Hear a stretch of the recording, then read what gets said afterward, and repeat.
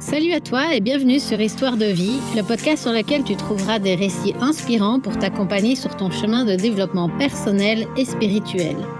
À travers ces interviews, tu découvriras des clés pour ton bien-être, des parcours et des leçons de vie qui nourriront ton évolution personnelle et qui t'aideront à créer la vie qui te ressemble. Je m'appelle Aurore et je suis la créatrice du blog auroremiarai.com sur lequel je partage mes expériences de vie et ce qu'elles m'ont permis d'apprendre sur moi. Je te partage aussi des outils, des pratiques et des enseignements liés au développement personnel et à la spiritualité. N'hésite pas à laisser 5 étoiles, un like ou un commentaire sur ta plateforme d'écoute. Ça te permettra de me soutenir et ça me fera plaisir d'échanger avec toi. Dans cet épisode, tu vas découvrir l'histoire de Sonia. De l'arrêt de son travail d'ostéo pour faire l'école à la maison avec ses enfants à l'adoption d'un mode de vie nomade en famille, Sonia a plusieurs fois osé se réinventer et changer de vie.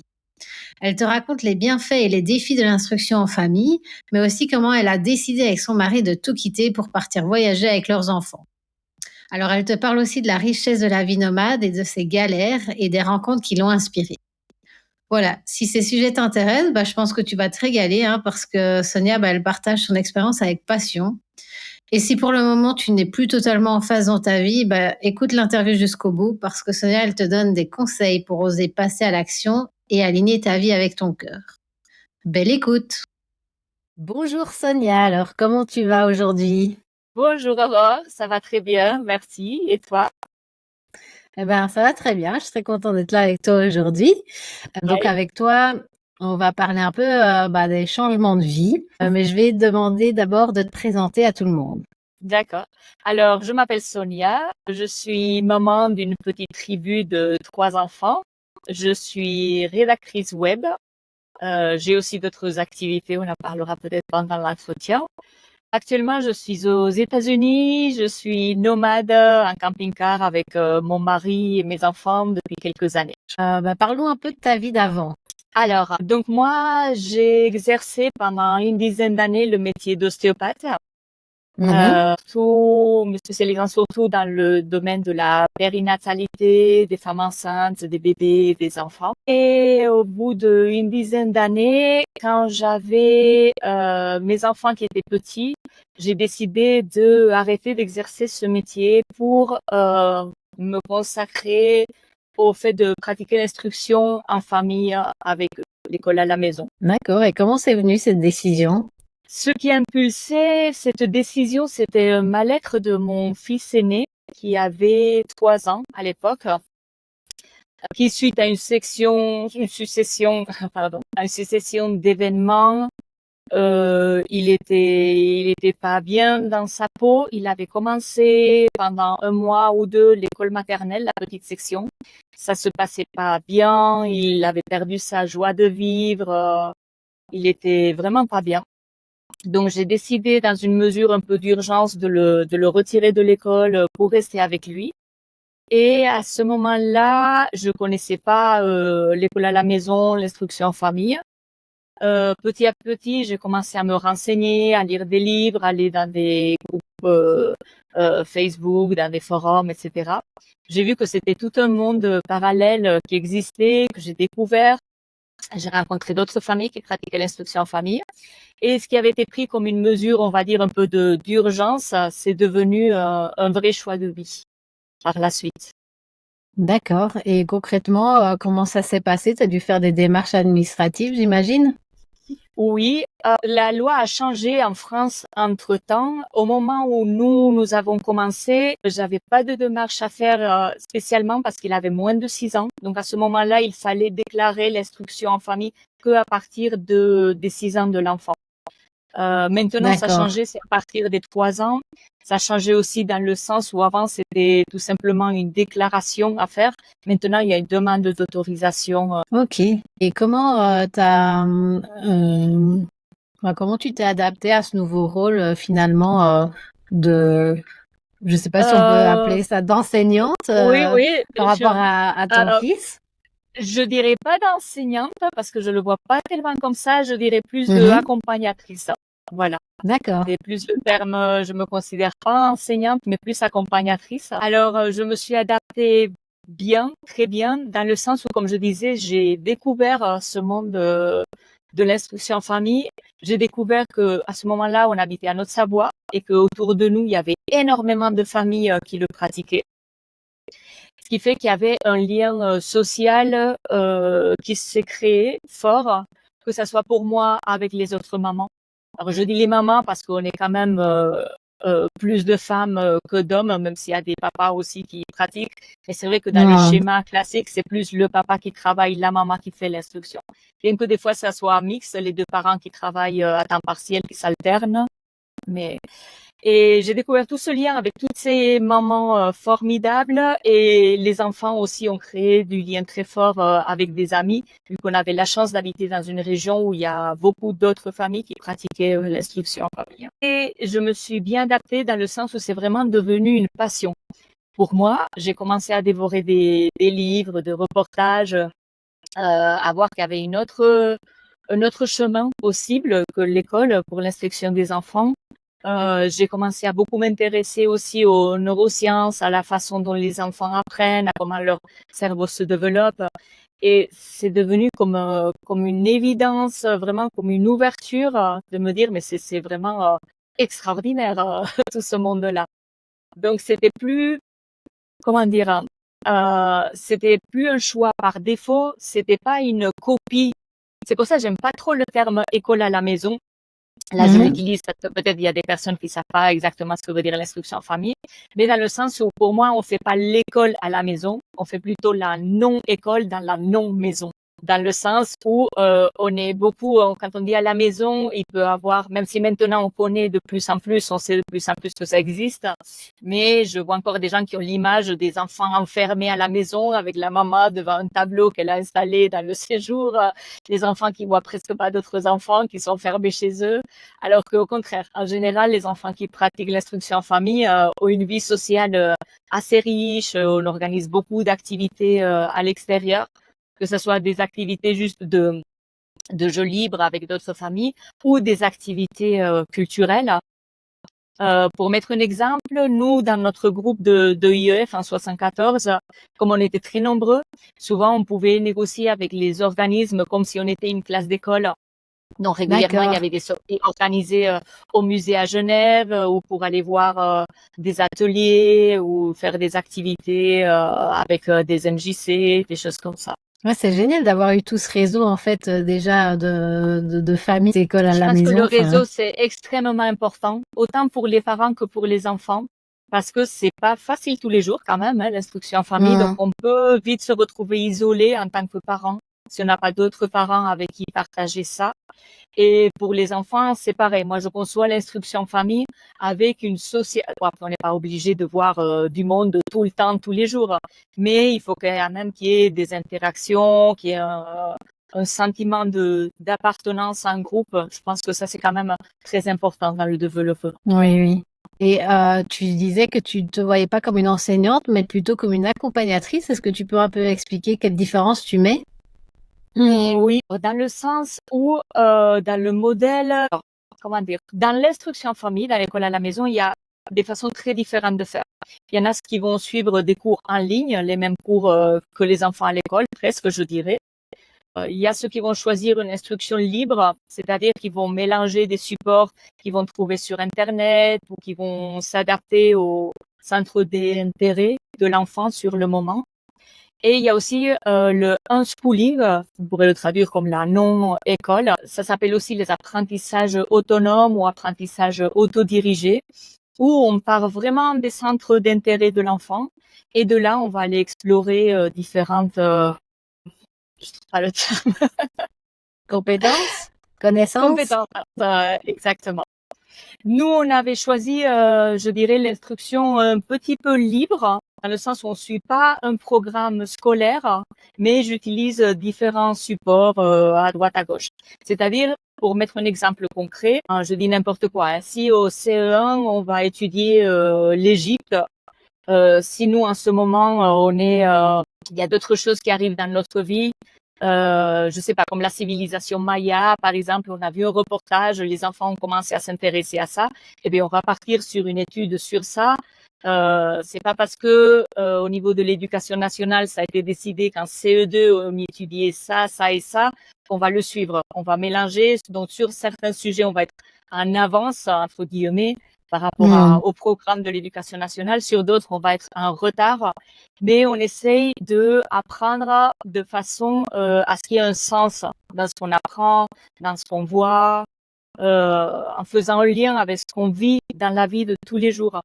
Et finalement, je dirais, pour moi, c'est une des différences principales entre la scolarisation classique dans un établissement scolaire et l'instruction en famille, c'est de faire le lien avec ce qu'on vit dans la vie de tous les jours et donner du sens à l'apprentissage. C'est pas parce qu'aujourd'hui on doit étudier les divisions et que ça ait du sens pour l'enfant ou non. Bon, mais ce jour-là, on doit apprendre les divisions. Alors que dans l'instruction en famille, on est beaucoup plus libre de faire le lien avec ce qu'on vit dans la vie de tous les jours pour que l'enfant comprenne pourquoi est-ce qu'on est en train d'apprendre ça, quel sens ça a pour moi d'apprendre ça. Oui, bah ça me parle beaucoup ce que tu dis parce que moi je me rappelle des moments à l'école où justement je voyais pas trop le rapport avec ma vie concrète de tous les jours et du coup j'avais un peu un manque de motivation pour certaines matières justement où bon je voyais pas trop où on allait en venir dans le quotidien. Oui, oui. Et tu dis qu'il y avait enfin que c'était pas forcément facile tous les jours et donc c'était agréable d'avoir ce réseau tout autour de toi. Quels étaient un peu les défis? Le défi, c'est qu'être avec des enfants H24 sans un autre contact avec d'autres adultes qu'on pourrait avoir dans le monde professionnel, par exemple, on va partir un certain nombre d'heures de la maison, on va interagir avec d'autres adultes, on va être reconnu par la société avec son métier, sa profession. Là, autant c'est très enrichissant, autant c'est vrai que s'occuper d'enfants, surtout quand ils sont en bas âge, quand on a plusieurs qui sont rapprochés, il y a le côté quand même fatigant émotionnellement, mais avec des pleurs, voilà, des crises à gérer comme tous les enfants. Ça peut devenir aussi un petit peu lassant ce quotidien où voilà où on doit changer des couches, s'occuper des siestes, faire à manger, nettoyer constamment. On peut vite se retrouver un petit peu, si on n'a pas ce contact justement de groupe, on peut se retrouver un petit peu vite isolé, je pense. Oui. D'ailleurs, ça a été mon cas les premiers mois parce que j'ai eu 3 enfants assez rapprochés, donc ils étaient tous les 3 petits. Et je pense que la fatigue, les nuits des fois difficiles avec les enfants en bas âge, les multiples réveils font qu'on peut rentrer vite dans un cercle de grosse fatigue. Et je pense que c'est ce qui m'est arrivé pendant quelques mois. Et c'est mon mari qui m'a un petit peu forcé à aller participer à ces réunions d'instruction en famille avec d'autres personnes, avec d'autres familles. Et là, ça a tout changé. Ça a vraiment tout changé. Parce que La déjà, force de la on communauté. échange. Oui, absolument. Déjà, on échange avec d'autres personnes qui ont fait le même choix de vie. Donc, on n'a pas à se justifier dès qu'on sort de la maison, de l'appartement, qu'on croise les voisins. Ah, ils ne sont pas à l'école, ces petits. Même si ça peut être dit en toute bienveillance. Hein. Mais c'est vrai qu'il faut tout le temps un petit peu justifier aux yeux de la société pourquoi les enfants ne sont pas à l'école. Alors que là, on se retrouve à partager avec des personnes qui ont fait le même choix de vie que nous et qui ont beaucoup à nous apporter finalement. Dans les différentes moments de notre réseau IEF, il y avait beaucoup de cas de figure différents. Souvent des mamans qui avaient aussi des métiers, qui avaient fait des études, qui avaient décidé de faire ce changement de vie aussi, mais avec qui on avait des échanges très enrichissants. Parce que je dirais aussi, on se retrouve après quand on fait le choix de l'IEF, c'est un choix qui n'est pas celui de plus grand nombre. Et on se retrouve souvent avec d'autres mamans qui ont fait aussi d'autres choix de vie sur l'alimentation, sur l'accouchement, sur la manière d'élever les enfants. Et on se retrouve à partager d'autres choix que seulement l'IEF. Oui, donc tu te sens un peu moins seule et comprise finalement dans tous ces choix alternatifs de vie que tu as fait en dehors de l'école à la maison. Exact. Et pouvoir parler de tes difficultés avec des personnes qui les vivent aussi au quotidien, c'est vraiment enrichissant. Ah oui, de belles rencontres. Et pour les enfants aussi, je dirais même, le temps où on habitait à Haute-Savoie, le groupe était tellement grand et on faisait tellement d'activités, etc., que pour mes enfants, jusqu'à un certain âge, ils n'avaient pas vraiment conscience du fait qu'on ait fait un choix un peu à part. Pour eux, ils ont des amis qui allaient à l'école, ils avaient des amis qui n'allaient pas, mais les deux étaient normaux. C'était pas, non, nous, on est différents parce qu'on va pas à l'école alors que tous les autres y vont. Parce qu'on avait tellement de vie sociale avec d'autres enfants non scolarisés que pour eux, c'était complètement normal. Il y a des enfants qui allaient, des enfants qui allaient pas. Tes deux autres enfants, en fait, eux, ils n'ont Oui, jamais été à l'école, du coup, parce que c'est ton exact, premier qui a d'abord exact. été C'est en avec instruction en famille. Tout à fait, tout à fait. C'est mon premier qui a ouvert la porte et du coup pour les deux suivants, elles sont jamais allées à l'école. D'accord, oui. C'était devenu vraiment un choix de vie total, assumé, voulu. Et elles ne ont jamais demandé pour essayer l'école ou Pour l'instant, non. non? Pour l'instant, Ok. non. Ça viendra peut-être un jour, hein. Je dis pas le contraire. Mais pour l'instant, je pense en fait que si l'enfant a une vie suffisamment riche, qui lui apporte suffisamment de choses. Après, je veux pas généraliser, hein. Peut-être il y a des enfants qui ont une vie très riche et qui ont quand même envie d'essayer. Ça dépend aussi sûrement du caractère, de la vie de chaque famille. On peut pas généraliser. Mais en tout cas, les miens n'ont jamais ressenti ce besoin. Je pense qu'ils ont été assez vite conscients de la liberté que ce mode de vie leur offrait. Et là, ils sont toujours en instruction en famille? Là, ils sont toujours en instruction en famille, oui. Et ça fait combien de temps, du coup? Eh bien, l'aîné, il a 12 ans et demi maintenant. Donc, lui, c'est depuis ses 3 ans. Lui, c'est donc, comme je disais, le seul qui a une petite expérience de 2 mois. Et donc, je dirais pour les filles, c'est depuis toujours, hein, toute leur vie. Là, actuellement, ils ont 12 ans, presque 11. Ok, d'accord, ouais. Le mode de vie nomade, c'est encore un autre changement de vie que tu as effectué. Il y avait le premier, arrêter de travailler et puis de te lancer dans l'école, aller à la maison. Et donc là, ton changement de mode de vie pour un mode de vie nomade, comment ça s'est passé? Explique-nous un peu.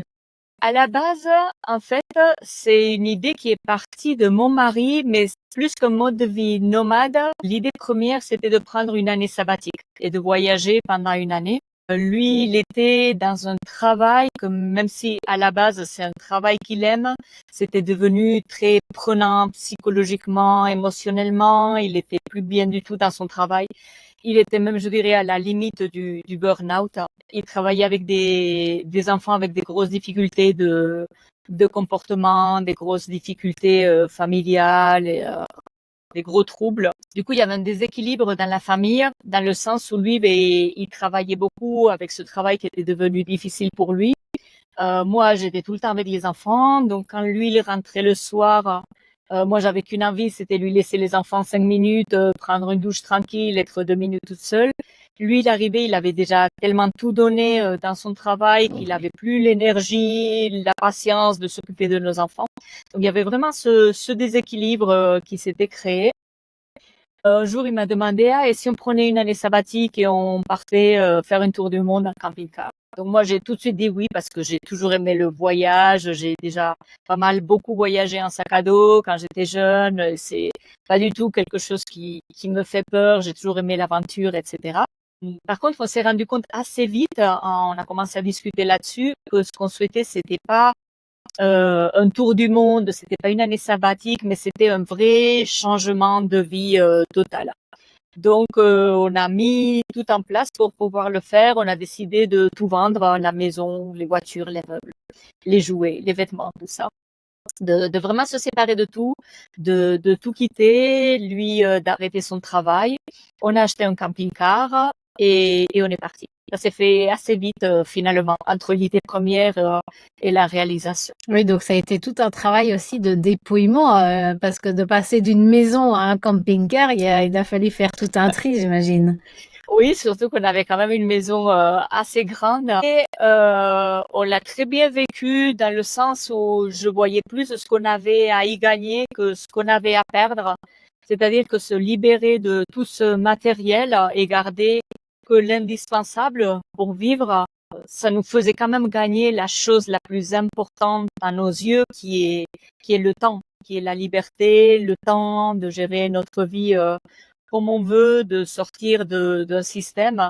Donc ça s'est fait sans problème. Vraiment, on était On était très contents de faire ça. On était dans un sentiment d'euphorie, de joie, de liberté. Donc ça, la transition s'est très bien passée. Et est-ce que vous avez eu des peurs un peu avant de partir, ou est-ce que des personnes de votre entourage, pardon, ont eu des peurs par rapport à ce gros changement de vie que vous alliez opérer? Sincèrement, nous, je peux pas dire qu'on ait vraiment eu des peurs, même si ça paraît un peu bizarre, parce que souvent on entend beaucoup parler des peurs qui peuvent générer ces changements un peu radicaux de vie ou ces choix un peu atypiques. Je pense qu'on était tellement dans la joie, l'euphorie et l'envie, on se sentait tellement alignés avec cette décision, c'était tellement une décision qui venait du cœur, c'était presque une évidence, je dirais, pour nous, la façon dont on a pris rapidement la décision, on s'est pas trop posé de questions. Sincèrement, non, je peux pas dire qu'on ait eu des peurs, hein. C'est pas que je dise non, on n'a pas eu peur pour le cacher, mais j'ai pas le souvenir qu'on ait eu des peurs. Après, c'est vrai que notre entourage, oui, carrément, je pense qu'ils ont eu plus peur eux que nous.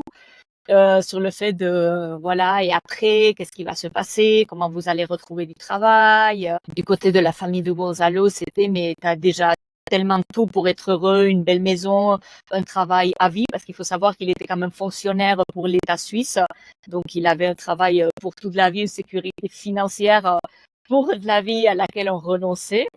Mais bon, après, il n'y a pas de grand bonheur sans grand risque, hein, comme dit le Dalai Lama. Donc voilà, dire un petit peu qu'est-ce que tu vas chercher. Tu as une belle maison, tu as des beaux enfants, un beau travail, une belle vie. Pourquoi tu fais ça? Pourquoi tu vas mettre tout ça en danger? Il y avait beaucoup d'incompréhension, je pense. Oui. Et c'est vrai que on voit toujours le côté beau d'une vie nomade ou d'une vie en voyage, etc. Mais il faut savoir aussi qu'on renonce à d'autres choses. Et voilà, nous, notamment dans notre cas, on a renoncé à une sécurité financière qu'on aurait eue pour toujours. Donc voilà, on a obtenu beaucoup de choses, on est complètement aligné avec ça, mais il faut savoir qu'on a aussi, on ne s'est pas réveillé un jour en nous disant ah ben tiens, vous avez gagné au loto, partez vivre sur les routes du monde et voilà. Non, c'est des choix, on a renoncé à certaines choses pour en avoir. Mais oui, donc là, ce renoncement et les peurs de votre entourage ne vous a pas freiné. Non, bon après c'est vrai que, enfin, moi j'ai toujours fait des choix un peu atypiques ou, enfin, à 20 ans je suis partie toute seule en sac à dos à Madagascar. Je pense que ma famille ils sont quand même habitués à ce que je prenne des décisions sur des coups de tête ou à ce que je vive ma vie assez intensément. On avait, par exemple, j'avais accouché à la maison aussi de mes enfants. C'est aussi des choix un petit peu atypiques. Donc non, on n'a jamais laissé l'entourage nous transmettre leurs peurs ou bon, oui, on les écoute, on les rassure, mais c'est pas quelque chose on se laisse pas affecter par les effets de. Bah, c'est chouette parce que c'est une grande force, hein, finalement. Oui, peut-être. Et comme je te disais, je pense qu'on était tellement alignés avec cette idée, c'était vraiment une évidence. C'était une évidence. En fait, ça peut paraître fou, mais cette décision de vivre une vie nomade, on l'a prise en une soirée. En fait, on s'est mariés, on avait déjà nos enfants en septembre 2017. Et ma témoin de mariage nous a offert donc une nuit de noces dans un endroit sympa et elle me prenait les enfants. C'était une des rares fois où on s'est retrouvés sans enfants, hein, parce que à savoir qu'on n'avait pas dans l'endroit où on habitait de la famille proche, etc. Donc voilà, on n'a jamais beaucoup fait garder nos enfants, même très très peu, je dirais. Et le fait de s'être retrouvé là tout seul dans cette nuit de noces, sans enfants qui t'interrompent toutes les 2 secondes en pouvant réfléchir, là on s'est regardé, on s'est dit bon, est-ce qu'on met la maison en location, on part une année, bon, en location en sachant qu'une grosse partie appartenait toujours à la banque. Et on se sentait pas aligné avec cette idée, on voyait plus les inconvénients, les désavantages. Et on s'est dit non mais on veut pas partir en voyage, on veut pas faire un tour du monde, on veut changer de vie complètement. On s'est dit avec quoi qu'est-ce qui nous cause plus ou moins de stress? Le fait de tout quitter, de tout vendre, de partir et on verra bien, ou le fait de mettre la maison en location et faire ci et faire ça. Et tous les deux, c'était une évidence de dire non, on veut tout quitter, on veut tout vendre, ça nous cause pas de stress de prendre cette décision, on se sent bien, on se sent vraiment profondément bien. Ce soir-là, on a pris l'ordi parce qu'à ce moment-là, on connaissait pas du tout le monde du voyage, le monde de nomade. qui est devenu très à la mode depuis ces dernières années. Mais à ce moment-là, on connaît ces personnes qui avaient fait ça, on connaissait pas du tout ce monde-là. On a commencé à faire des recherches sur Internet et on est tombé sur une famille qui avait fait la même chose. On s'est dit, voilà, il y a d'autres gens qui ont fait la même chose. On n'est pas tellement fous finalement, c'est possible. Et après, on a vu qu'il y avait tout un monde parallèle, que ce soit de nomades ou de voyageurs, etc. Oui, c'est intéressant. La force aussi, je trouve, du témoignage justement ou du partage d'expérience, c'est aussi d'inspirer des personnes et puis de leur montrer qu'effectivement d'autres choses sont possibles, ou d'autres manières de fonctionner, ou d'autres manières de vivre sont possibles. Et c'est vrai que du coup, j'imagine que ça vous a aidé aussi à passer le cap. Tout à fait. C'est vraiment très rassurant quand tu vois d'autres personnes qui ont fait les mêmes choses. Et c'est aussi un peu ce qui m'a donné envie de faire avec toi ce podcast, c'est de transmettre cette idée qu'il n'y a pas dans la vie un seul chemin tout tracé parce qu'à 18 ans, on a choisi de faire tel métier ou telles études qu'on doit rester là-dedans toute sa vie. Je pense qu'il y a beaucoup de chemins différents, mais que c'est surtout nos pensées limitantes comme nous les avions nous aussi et comme on les a encore sur d'autres sujets. Je ne me mets pas du tout un exemple. Mais c'est vrai que ça soit par rapport à notre éducation, ce qu'on a appris à l'école, notre famille, notre société tout simplement qui est faite comme ça, on se met beaucoup de pensées limitantes à dire j'aimerais faire ça mais maintenant je peux pas parce que j'ai fait un autre choix dans le passé, ou je voudrais partir vivre en nomade mais je sais faire qu'un métier que je peux pas faire en nomade donc je peux pas le faire. Alors que finalement il y a beaucoup de façons de se reconstruire une vie, de prendre des différents chemins. Du moment où on le veut profondément, je pense qu'on peut arriver à trouver des solutions. Je ne nie pas que dans certains cas, ça peut être plus ou moins facile ou plus ou moins difficile. On va pas non plus le nier. Et je pense que c'est possible. Oui, ça, j'espère que ça pourra inspirer tous ceux qui nous écoutent. Et du coup, tes enfants, ils avaient quel âge quand vous êtes partis? Alors, ils avaient 2, 4 et 6. Ok, oui, donc jeunes encore. Voilà. Donc ça fait longtemps que vous êtes sur les routes. Ça va faire 6 ans bientôt dans quelques jours. Oui. Et qu'est-ce que vous avez découvert comme pays? Alors, une bonne partie de l'Europe, Angleterre, Écosse, Norvège, Suède, Finlande, Lettonie, Lituanie, République tchèque, la Suisse, on sait déjà, était aussi pas mal de temps en France, en Espagne, au Maroc. Et ensuite, on a fait une partie de l'Amérique du Sud, Argentine, Uruguay, Chili. En Amérique latine, on était aussi au Mexique, Guatemala et actuellement on se trouve aux États-Unis. Dis donc, vous en avez vu du paysage. Et comment ça s'est combiné avec l'instruction en famille? Donc, les enfants sont amenés, enfin les enfants et nous aussi, à avoir différentes façons de vivre, différents codes sociaux, différents comportements, différents niveaux économiques aussi. Bon, après, évidemment, au niveau de la géographie, le fait de changer de pays, ça mène à se montrer où est-ce qu'on est, où on va, où il fait froid au nord, il fait chaud au sud, etc. Donc, la vie en mouvement, je pense que amène à beaucoup de questions et à une découverte du monde qui est vraiment très, très riche pour les enfants. Et je dirais notamment le fait d'interagir avec beaucoup de personnes différentes, de différents pays, de différentes cultures. Ça, c'est quand même une richesse extraordinaire. Par exemple, quand on est parti d'Europe, les gens nous disaient, mais vous allez vivre tous les 5 là-dedans. Enfin, pas tout le monde, mais vous allez vivre tous les 5 là-dedans, dans ce camping-car, et t'as que ça comme vêtements, t'as que cette petite tablette dans le placard, mais comment vous allez faire? Enfin, ça leur paraissait qu'on allait vivre avec très très peu, dans des conditions vraiment spartiates. Alors qu'on est allé dans des pays où ils auront jamais tout ce qu'on a, nous, dans notre camping-car, dans toute une vie. Les enfants ont plus de jouets dans notre camping-car que certains enfants en auront dans toute une vie dans leur pays. Et quand les gens ils rentraient dans notre camping-car, ils étaient émerveillés. Ah, mais vous avez une cuisine et une douche. Alors que peut-être chez eux, ils avaient même pas de douche, ils avaient même pas de toilette. Donc, ça apprend, je dirais, la vie en mouvement et en voyage à vraiment relativiser, à voir qu'il n'y a pas une réalité universelle, qu'il n'y a pas une vérité universelle, que notre réalité en France ou en Espagne ou en Europe n'est pas la réalité universelle de tout le monde. Donc c'est vraiment une grande source d'apprentissage. Oui, c'est chouette, c'est vraiment, c'est plus l'école à la maison, c'est l'école de la vie, en fait.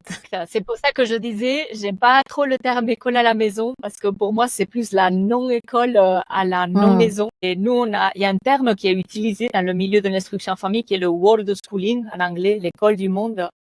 Et je pense que c'est le terme qui s'adapte le mieux à notre vie. C'est ce world schooling où tu apprends avec ce que tu vis, avec ce que tu vois. Mais ce qui est difficile après à comprendre, c'est que c'est pas forcément des apprentissages qui sont quantifiables. Comme un examen de maths où bon, 2 et 2 font 4, 3 fois 4, ça fait 12, c'est comme ça et pas autrement. Là, je dirais tout ce qu'ils apprennent les enfants, c'est pas forcément mesurable et quantifiable, mais c'est par exemple une capacité d'adaptation qui va, je pense, je l'espère, beaucoup leur servir dans la vie. Parce que finalement, de nos jours, avec Internet, avec les moyens qu'on a maintenant, on peut toujours aller chercher une information. S'ils n'ont pas appris le nom de telle rivière qui traverse telle ville, bon, ils iront voir Google et ils trouveront très très vite l'information. Alors que le fait d'apprendre à s'adapter, à communiquer avec des personnes différentes. Je prends un autre exemple. Ils nous ont vu beaucoup galérer dans cette vie nomade à plein de niveaux.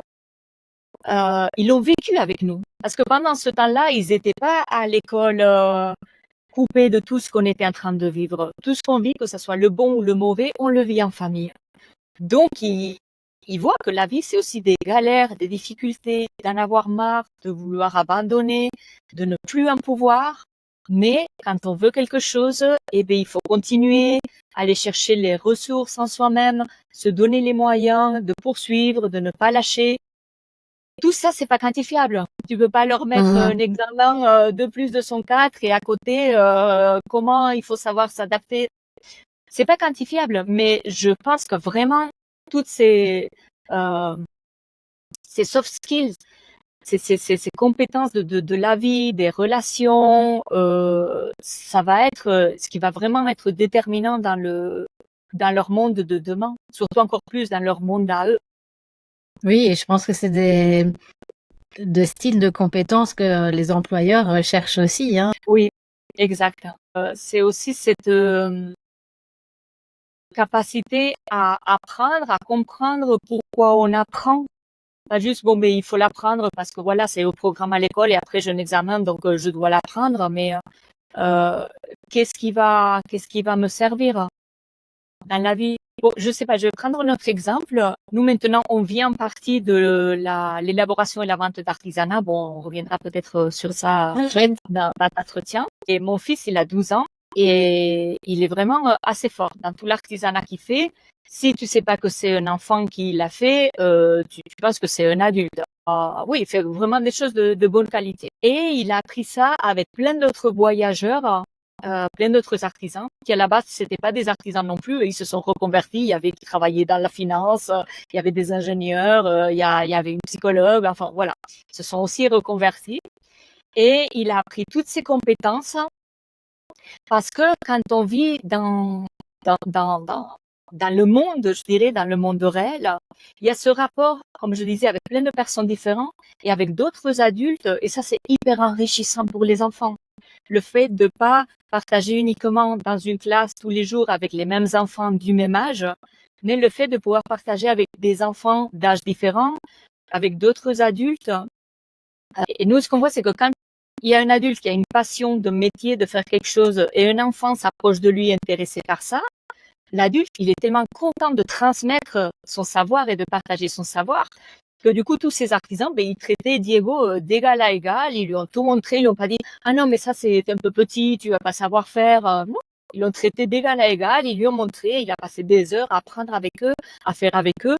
Et résultat, là, tu fais pas la différence de savoir si c'est un enfant ou un adulte qui a fait tel bijou. Donc, je dirais, ça, c'est vraiment très enrichissant de vivre dans ce monde réel où tu côtoies des personnes de tous les âges, où tu as des rapports d'égal à égal, où t'es pas cloisonné, on te dit, ah, ben ça t'intéresse, mais ça, on le voit que c'est dans le programme dans 2 ans, où on va faire des travaux manuels et après, bon, tu vas faire quoi avec ta petite maison en carton? C'est joli, mais est-ce que l'enfant a envie de faire à ce moment-là? Alors que là, c'est vraiment, il prend le temps de créer quelque chose qui a un sens, qui est quelque chose de beau, qu'après il va vendre ou pas, ou qu'il va offrir. Mais il y a un vrai processus réel. C'est pas juste faire un travaux manuel parce qu'on est enfant et qu'il faut faire des travaux manuels. C'est un processus de A à Z. Alors, est-ce que ça veut dire qu'il va être artisan, qu'il va vivre de la vente de bijoux demain? Pas forcément, je n'en sais rien. Il fera ce qu'il voudra. Peut-être oui, peut-être non. Mais voilà, c'est des compétences qui vont lui servir. Il va se dire, ah ben, je suis capable d'apprendre ça ou je suis capable d'apprendre autre chose. On peut apprendre à n'importe quel moment de la vie. Il y aura toujours des gens pour m'enseigner des choses qui m'intéressent.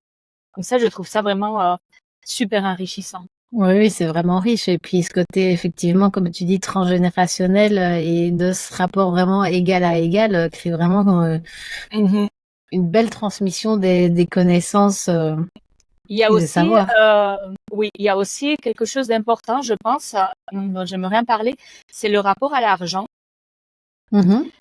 C'est que, en fait, c'est drôle parce que souvent, on dit des enfants qui font l'école à la maison ou qui sont en voyage, qui sont un peu coupés du monde. Souvent, on nous demande mais comment ils vont faire pour s'intégrer dans le monde réel. C'est une question qui revient très souvent après avoir vécu avec tant de livres. C'est une question posée en toute bienveillance parfois, hein, je veux dire. C'est une vraie Mhm. interrogation.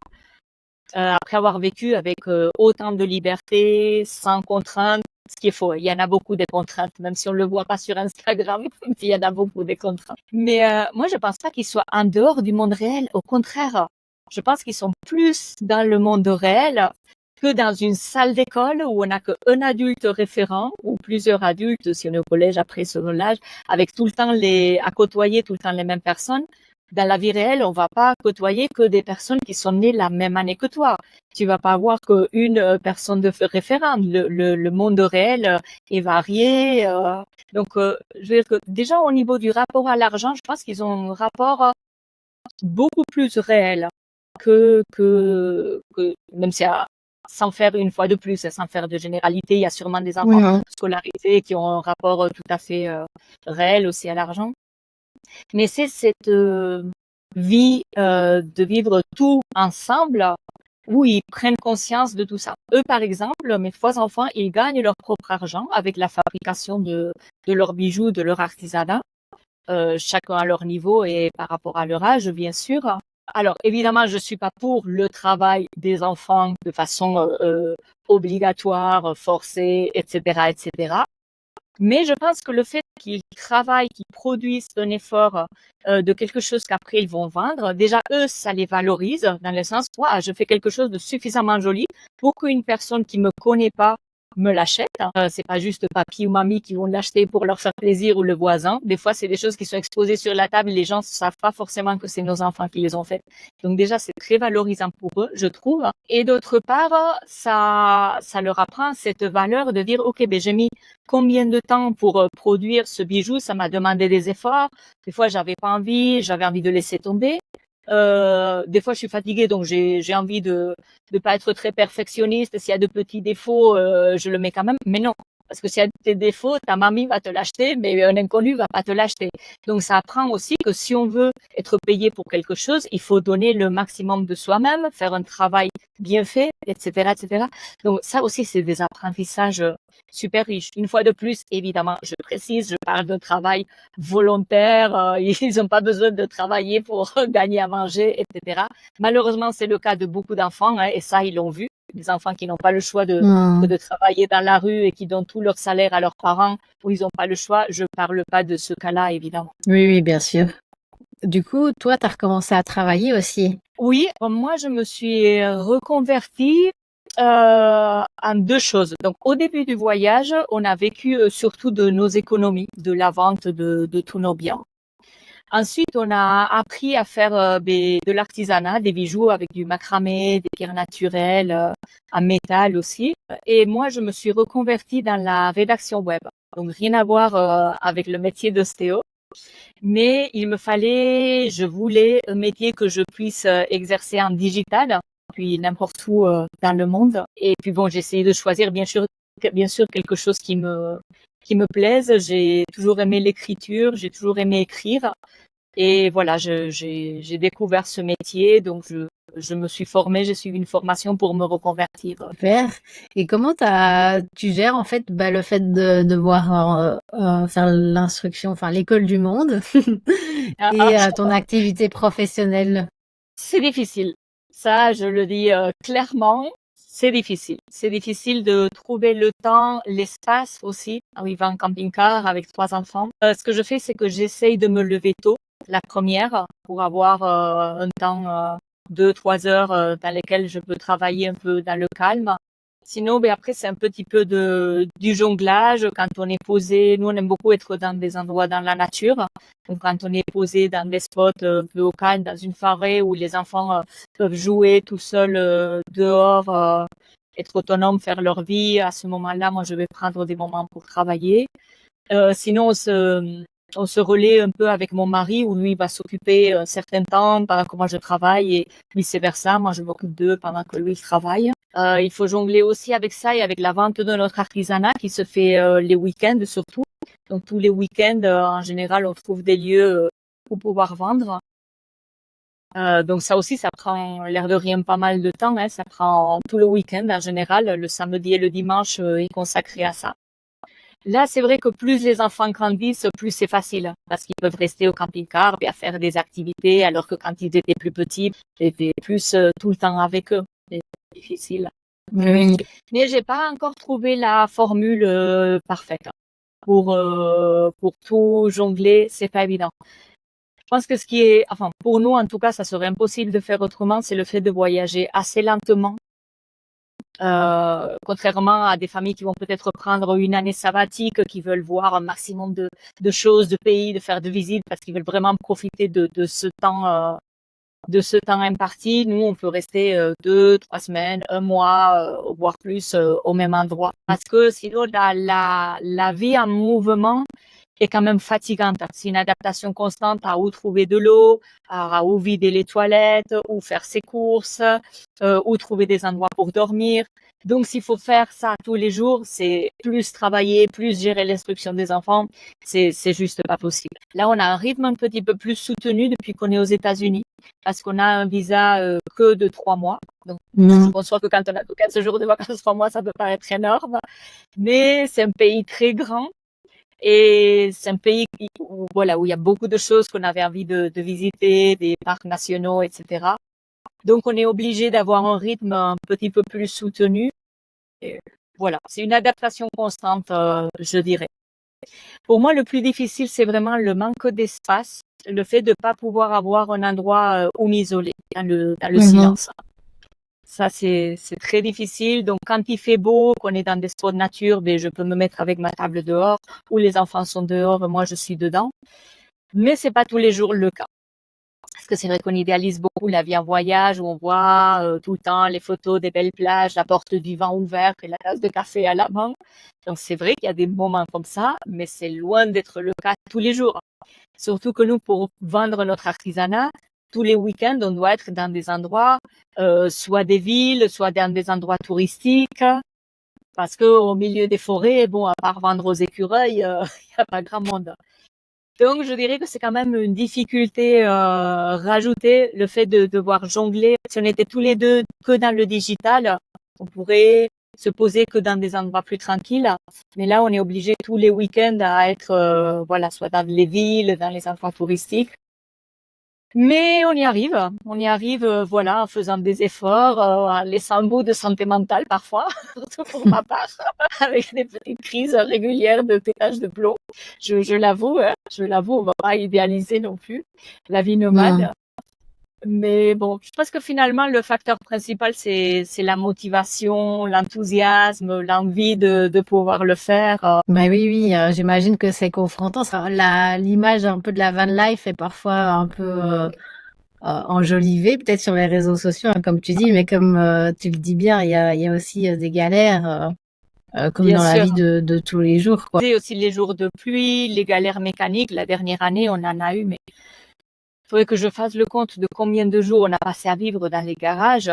mais je pense qu'on arrive aux 2 mois consécutifs. Si on met tous les jours bout à bout, ça c'est vraiment très très lourd aussi. Donc c'est pas tout rose. Il y a aussi beaucoup de galères et il faut vraiment vraiment s'accrocher. Oui, il faut être une bonne équipe aussi, j'imagine. Ouais. Et comment tu gères les moments où justement t'es à bout et t'en peux plus? Je pète un plomb et je crie sur tout le monde. Et non, ben j'essaie de me trouver des moments où je puisse me retrouver toute seule, sortir marcher, sortir, voilà, me promener un petit peu toute seule. Ça me fait beaucoup de bien. J'ai encore du mal à le faire dans le sens où c'est pas ma première réaction. C'est souvent mon mari qui m'oblige, qui me dit non mais vas-y, prends-toi 1 heure toute seule, pars 1 heure toute seule. Je me rends compte qu'au bout de 10 minutes, waouh, c'est 10 minutes sans entendre personne. Ça me fait un bien fou et je reviens avec les batteries chargées. Donc oui, je dirais que c'est aussi important que chacun arrive à trouver des moments seuls, un peu dans le calme, où pouvoir se régénérer. Même si je pense que dans le cas de notre famille, on le fait pas assez souvent ou aussi souvent qu'il faudrait. Même si on sait que ça nous fait du bien, que c'est bien de le faire, c'est vrai que des fois on est tellement pris par le quotidien, la vie de tous les jours. Et oui, je pense que c'est le meilleur moyen, c'est ça, c'est de se prendre des petits moments. Ça peut être, comme je disais, que partir marcher 1 heure, aller se boire un café tout seul, des fois ça suffit. Et ce qui fait aussi beaucoup de bien, c'est rencontrer d'autres familles, notamment quand ils ont des enfants à peu près dans les mêmes âges, où les enfants s'entendent bien. Parce qu'à ce moment-là, voilà, les enfants font leur vie entre eux. Les parents, nous aussi, on n'a pas les enfants qui nous sollicitent tout le temps, ils font leur vie. Nous, on communique aussi entre nous, on partage des bons moments. Et ça fait beaucoup de bien à tout le monde. Mais aussi, on a passé des moments à vivre beaucoup en communauté avec d'autres voyageurs. Et c'est aussi fatigant parce que voilà, tu parles plus, tu te couches plus tard, c'est des moments très enrichissants, mais qui peuvent être aussi fatigants. Donc, il faut arriver à trouver le juste équilibre, je pense, entre une vie sociale, des moments où on n'est que en famille et des moments de solitude de chaque membre. Oui, ben c'est super intéressant. Et en fait, il y a la question de l'équilibre revient souvent, en fait, j'ai l'impression, dans ce que tu amènes. Et c'est vrai que c'est pas toujours évident à trouver. Et j'imagine que c'est aussi en explorant, en testant différentes choses, différentes configurations, qu'on apprend peut-être aussi plus sur ce qui nous convient, ce qui nous convient pas. Et puis, comme tu le disais aussi, c'est pas juste une chose qui va nous convenir sur un moment, c'est un peu cette fluctuation entre les différentes choses qui sont importantes pour nous. Oui, exactement. Et tu fais bien de le souligner parce que quand bien même tu as trouvé ton équilibre, tu as tout mis en place, ça sera peut-être pas vrai dans 6 mois. Parce qu'on change de pays, on va être dans un pays où on fait super chaud et un des enfants gère mal la chaleur, donc il va être facilement plus énervé. Ou ça va être, enfin, il y a tout le temps. Je dirais que la principale différence finalement entre la vie en mouvement et la vie dans une maison, c'est cette adaptation constante. Même si dans une vie classique, évidemment, il y a toujours aussi, bon, la vie est adaptabilité, hein, quelle qu'elle soit la vie qu'on choisit. Mais c'est vrai que quand tu es dans une maison fixe, bon, ben, tu sais où tu rentres, tu sais où va être ton lit tous les soirs, tu sais quel bouton appuyer pour avoir la lumière, de l'eau, tu vas pas te retrouver à court d'eau sans pouvoir cuisiner ou te laver parce que tu n'as pas eu plein d'eau. Donc, il y a plus de paramètres qui sont stables. Et après, on doit gérer, bien évidemment, notre vie professionnelle, personnelle, sentimentale, etc. C'est commun à tout le monde. Mais c'est vrai que dans la vie en mouvement, il y a cette adaptation à l'environnement qui est constante. Et par moments, ça peut être très fatigant. Oui, bah effectivement, je te comprends, hein. Moi, j'ai eu l'occasion de voyager aussi l'année dernière et notamment en faisant des projets workaway. C'est vrai que les phases où on était fort en mouvement avec mon copain, ça nous a vraiment fort fatigués.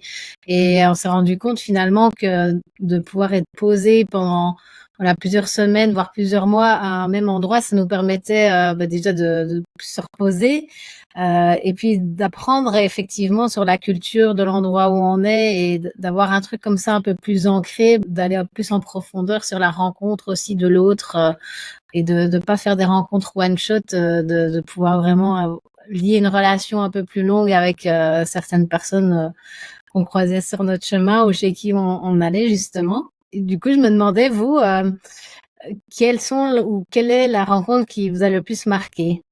Il y en a plusieurs. Je dirais les 2 endroits où on a fait du workaway, notamment un des 2, on a gardé vraiment un lien très profond avec ces personnes-là. On ne sait pas quand est-ce qu'on se reverra, on ne sait pas si on se reverra un jour, mais on a créé vraiment un lien très profond. C'est des personnes, même si on se donne pas de nouvelles tous les jours, mais qui sont présentes dans nos vies. Il y a une autre rencontre aussi très forte avec d'autres voyageurs, cette fois-ci, des voyageurs suisses qui voyageaient sur une année, où on a créé un lien extrêmement fort qui dure encore à l'heure d'aujourd'hui. Ça, c'était drôle aussi parce que à la base, nos enfants n'avaient pas du tout les mêmes âges. Les nôtres étaient encore petits à ce moment-là. Eux, ils avaient 3 ados. Mais il y a quand même un match qui s'est fait entre les 2 familles où pour leurs filles ados, ben, c'était un peu comme leurs petits cousins qu'elles n'avaient pas vus depuis un moment. Pour les nôtres, ben voilà, c'était des grandes filles avec qui partageaient, qui s'occupaient d'eux. On a créé vraiment une amitié très forte qui dure encore au jour d'aujourd'hui. Après, ça va être certaines personnes au Maroc, par exemple, qui, par rapport à leur histoire de vie, des histoires assez dures qu'ils nous ont racontées, ça nous a beaucoup marqué. Humainement, ça nous a beaucoup marqué. Mmh. Et pareil, je sais pas si c'est des personnes qu'on reverra un jour, on s'envoie un petit message de temps en temps. Et quand bien même la rencontre était relativement éphémère, où elle est durée que quelques jours, ces histoires de vie avec un monde tellement différent du nôtre nous ont aussi beaucoup marqué. Au Mexique aussi, je sais pas, tellement, je sais pas, il y en a beaucoup finalement. Il y en a beaucoup. De voir cette ouverture des gens, cette générosité des gens qui des fois n'ont presque rien, mais qui sont prêts à t'accueillir, à tout te donner pour que tu te sentes bien. Ça te marque. Oui, j'imagine. Et sinon, je pensais aussi à d'autres rencontres qui m'ont beaucoup marqué et qui rejoint un peu ce dont on parlait au début de l'entretien, des pensées limitantes, de se dire que voilà, on sait faire un métier, mais on n'a pas de métier compatible avec un mode de vie nomade ou un mode de vie en voyage. On a croisé beaucoup de voyageurs argentins, notamment, euh, qui sont partis voyager pendant des années avec très peu de moyens, avec des véhicules qu'on pourrait penser pas du tout adaptés pour une vie nomade. Je pense notamment à un couple qui est parti avec leur kangou depuis l'Argentine. Ils ont mis 6 ans pour arriver jusqu'en Alaska en vivant dans leur kangou. Waouh. Ils savaient faire aucun métier nomade quand ils sont partis. Ils sont partis avec quelques économies. Mais après, bon, je sais pas si tu connais un peu la situation économique de l'Argentine, mais c'est toujours très fluctuant. Il y a toujours beaucoup de crises économiques. Donc pour eux, c'est très difficile de prévoir à long terme, d'économiser, etc., malheureusement. Mais après, eux, ils nous disent, moi, de toute façon, si j'attends d'avoir un jour dans ma vie 30 000 euros dans un compte en banque pour partir faire un tour du monde, je les aurai jamais. Je sais que ça sera jamais possible. Donc, soit on le fait avec les moyens de bord et on y va, on est courageux, on y va, on se lance, soit on le fera jamais. Et donc, je pense notamment à, bon, on en a connu beaucoup, mais je pense notamment à 2 couples. Donc, ce couple avec la kangourou. Donc voilà, ils ont mis 6 ans à arriver jusqu'en Alaska parce que voilà, les Argentins, enfin ou même plein d'autres nationalités, le voyage lent, c'est pas un choix. Ils peuvent pas dire ah ben on va prendre une année sabbatique pour faire d'Argentine jusqu'à Alaska parce qu'ils n'ont pas les moyens au moment où ils partent financièrement de payer l'essence pour arriver jusqu'à la vie pour arriver jusqu'en Alaska. C'est-à-dire qu'ils doivent travailler en cours de route, s'adapter. Donc le voyage lent, c'est pas une option. Ils peuvent pas faire autrement. Mais en même temps, c'est super parce que je pense que c'est ce voyage lent qui te permet de vraiment découvrir, comme on disait un peu, la culture de chaque pays, de t'imprégner du mode de vie de chaque pays, etc. Et ils y sont arrivés. Et ils l'ont fait dans leur kangou. Alors que, voilà, nous, déjà, on nous disait, ah, ben, vous allez vivre tous les 5 dans ce camping-car. Mais notre camping-car, ben, c'est du grand luxe par rapport à d'autres voyageurs. Ils vont dans des véhicules, mais tu te dis, mais mon Dieu, mais ils vont même pas faire 500 kilomètres avec ça. Et ils le font. Et ils y arrivent. Alors que c'est des gens qui n'avaient pas d'économie, qui n'avaient pas un compte en banque bien fourni. Ils ont trouvé le moyen de le faire. Donc, pour moi, ça, c'est des exemples de dépassement de soi, de motivation et qui prouvent que si vraiment on veut quelque chose, on peut y arriver. J'ai un autre exemple un autre couple d'Argentins Et il voyageait avec une combi Volkswagen, petite combi là, bien jolie pour Instagram, mais bien pourrie, qui leur a créé plein de problèmes. Eux, ils sont partis d'Argentine, ils avaient $1000. C'est tout ce qu'ils avaient. Leur combi pourri et leurs $1000. Bon, les $1000, ben, ils les ont claqués au bout de 2 mois dans les premiers problèmes mécaniques qu'ils ont eus. Et pareil, ils ont trouvé le moyen de comment travailler, comment faire, de s'adapter. Eux, ils ont mis 7 ans, je crois. Pareil, la grande route pour arriver en Alaska. Disons que l'Alaska, c'est un petit peu le point mythique pour ceux qui partent du sud. C'est vraiment cette traversée des Amériques. Et ils l'ont fait aussi. Que souvent on entend, mais pour voyager, il faut de l'argent, ou moi je voudrais, mais j'ai pas les moyens.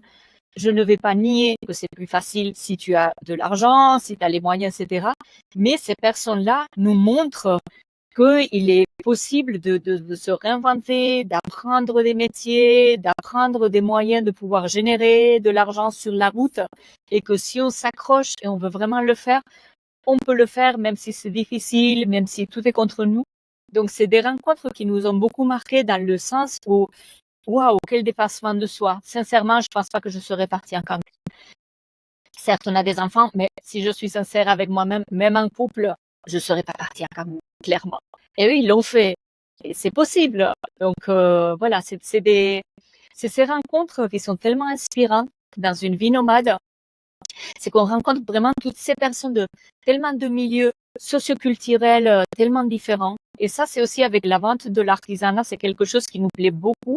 C'est ce rapport humain où on rencontre, là, on rencontre des Américains, mais riches de chez riches, qui se rencontrent la dernière croisière qu'ils ont fait, tous les chalets qu'ils ont là dans les montagnes, leur maison de vacances ici, nana, qui te racontent ça très sympa, de façon tout à fait naturelle, mais voilà, qu'ils ont des millions et des millions. Et on a aussi le gars qu'on a rencontré qui venait du Guatemala, qui travaille aux États-Unis de façon illégale depuis 6 ans, qui n'a pas une vie facile, mais qui est quand même venu nous acheter quelque chose pour soutenir notre voyage, parce que ça lui plaît, notre vie, etc. Et qui vont quand même venir acheter un petit quelque chose. Et c'est tous ces milieux socioculturels qu'on découvre, que nos enfants voient, la réalité de tout le travail des personnes illégales qui vivent aux États-Unis, etc. C'est tous ces mondes qu'on côtoie et qui sont tellement enrichissants. Et voilà, comme je disais, il n'y a pas une seule réalité, il y a voilà tellement de modes de vie.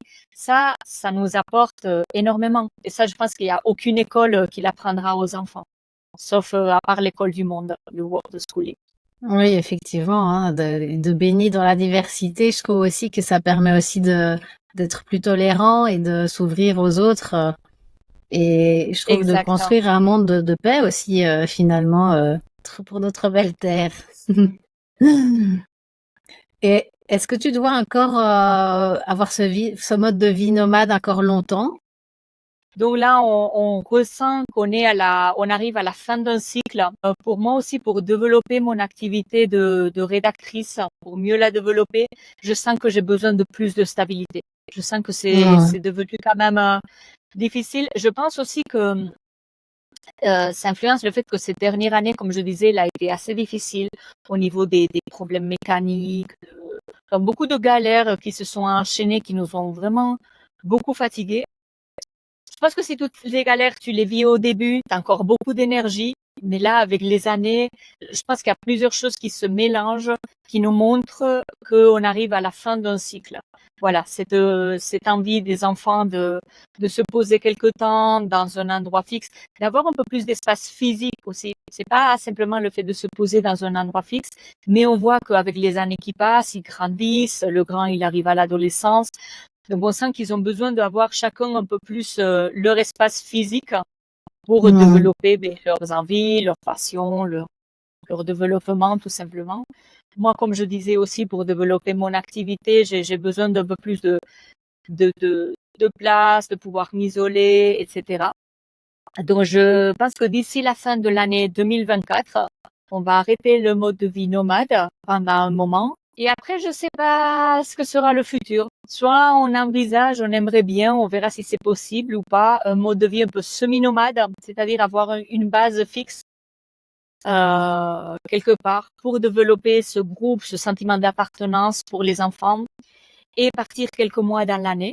Mais voilà, quand on part, avoir un endroit où pouvoir revenir, où tu te dis, ben, c'est chez moi, je reviens là, je trouve mes points de repère, etc. Ça, je pense que c'est quelque chose qui nous plairait.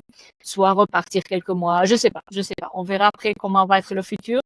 Mais en tout cas, l'idée, c'est d'arrêter d'ici la fin 2020. D'accord, oui. À nouveau, un changement de vie, hein. À nouveau, ça sera un changement, oui. À nouveau, ça sera un changement. Par contre, ce qu'on aimerait garder quand même, c'est des sources de revenus, des métiers qui nous laissent la liberté de pouvoir bouger quand on veut. On se revoit pas, voilà, aller travailler dans un bureau, dans un endroit fixe. Bon, les enfants, pour l'instant, souhaitent continuer l'instruction en famille, hein, donc c'est ce qu'on va faire. Et bon, on verra dans le futur. Je sais pas comment ça sera. Mais là, je pense qu'on s'est tellement habitué à un mode de vie assez libre ça, on voudrait le garder. Par contre, on se revoit pas, voilà, mettre les enfants à l'école, nous dans un bureau. Si on a envie, à un moment donné, dire, allez, ben là, on part pendant un mois, et ben, pouvoir le faire. Voilà, garder cette liberté géographique, c'est quelque chose qui est très important. Oui, ben, je comprends, hein. Ouais, après toutes ces années dans cette liberté, j'imagine que maintenant elle fait partie de vous et que c'est vraiment quelque chose Oui, d'essentiel à votre mode de oui. vie. Exact. Mais après, voilà, on comprend et on accompagne et on respecte ce point de vue des enfants d'avoir besoin dans leur développement de créer un peu un sentiment d'appartenance, un groupe où ils revoient les mêmes personnes ou même s'inscrire à une activité comme ça peut être le foot ou autre. Voilà, ils ont aussi le droit à vivre cette période de leur vie. Donc voilà, on va les accompagner là-dedans. Oui, bien sûr. Mais c'est intéressant aussi que toutes ces décisions puissent être prises collectivement et de Oui. pouvoir suivre aussi les besoins et envies de chacun. Qu'est-ce que tu aurais envie de dire à quelqu'un, voilà, qui se sent pas super bien dans sa vie actuellement, qui sent que tout ne lui convient pas et qui sent qu'il a besoin de changement, de mouvement, mais qui n'ose peut-être pas aller vers l'inconnu ou vers le changement? Alors, plusieurs choses. Bon, la première, comme je disais, c'est que rien n'est impossible. Et même quand tout paraît impossible, quand on se dit, de toute façon, dans ma configuration de vie actuelle, ça sera jamais possible. Mais voilà, de se dire que rien n'est impossible, que ça va être plus ou moins difficile, mais qu'on peut y arriver. Je pense que ce qui est important, c'est déjà trouver ce qui nous plaît. Qu'est-ce qui nous rend heureux? De quoi on a besoin pour se sentir bien. C'est pas forcément le voyage, hein. Ça peut être, j'en sais rien moi, aller vivre à la campagne, enfin ça peut être des choses vraiment différentes, mais je pense que déjà ce qui est important, c'est ça, trouver qu'est-ce qui nous rend heureux, avec quoi on peut se sentir bien. Et une fois qu'on a défini ça, chercher quel est le moyen, quel est le chemin que je peux trouver pour que ça puisse se réaliser. Est-ce que ça peut être une reconversion professionnelle? Est-ce que ça peut être un changement familial? Et à partir du moment où on a trouvé tout ça, se mettre un objectif, je dirais même peut-être une date pour pouvoir l'accomplir. Je pense que le fait de se mettre une date, c'est pas tellement le fait de dire non, il faut que ça soit fait avant telle date. C'est que sinon, on peut passer toute sa vie à se dire, ah, j'aimerais voyager un jour, j'aimerais pas, et voilà, 5 années passent, 10 années passent, 20 années peuvent passer. Alors que quand on se met une date, ça devient vraiment un projet concret de se dire, voilà, qu'est-ce que je peux accomplir d'ici là, qu'est-ce que je peux mettre en place, qu'est-ce que je peux trouver pour que ce rêve devienne réalité. Et autre chose très importante, je pense, c'est de savoir s'entourer des bonnes personnes. C'est-à-dire soit des personnes qui font déjà ça, soit des personnes qui ont les mêmes rêves, soit des personnes qui croient en mon rêve. Parce que c'est vrai que si on reste entouré de amis ou familles ou personnes qui se disent non mais c'est impossible ce que tu dis, mais c'est trop dangereux ou comment tu vas faire ça, c'est pas possible, ça finit par nous affecter. Alors que si on est entouré des gens qui croient en ça, soit qui l'ont déjà fait, qui peuvent nous inspirer de dire, mais si eux ont réussi à le faire, pourquoi moi je pourrais pas échanger avec ces personnes ou des personnes qui l'ont peut-être pas fait mais qui ont les mêmes envies. Ça nous remplit vraiment d'une énergie. Je pense qu'il faut vraiment pas sous-estimer l'énergie du groupe, l'énergie des autres pour nous amener vers l'avant. Donc je conseillerais de vraiment s'entourer de personnes qui nous tirent vers le haut et de mettre des œillères ou des bouchons dans les oreilles avec les personnes qui nous tirent vers le bas. et surtout pas laisser les autres nous transmettre leur peur ou leurs croyances. Ça leur appartient. Si on veut quelque chose, je pense qu'il faut vraiment y aller. Il y a un article que j'avais lu il y a longtemps qui m'avait beaucoup marqué. Je me souviens pas exactement, mais c'était des infirmières qui accompagnaient des personnes en fin de vie. Et elles avaient récopilé les pensées de ces personnes en fin de vie. Toutes les personnes regrettaient les choses qu'elles n'avaient pas fait ou qu'elles n'avaient pas osé faire ou qu'elles n'avaient pas pris le temps de faire, mais aucune regrettait ce qu'ils avaient fait. Et parmi les regrets les plus importants, c'était d'avoir trop travaillé, trop dédié du temps à son entreprise et pas avoir pris assez de temps avec sa famille, avec ses enfants, de pas avoir fait tel ou tel voyage dont ils avaient toujours rêvé et au final ils n'avaient jamais fait. Et on voyait que dans tous ces regrets, au final, c'était personne ne regrettait, personne disait j'ai pas assez travaillé, j'aurais dû travailler plus, j'aurais dû cumuler plus d'argent, j'aurais dû cumuler plus de choses matérielles.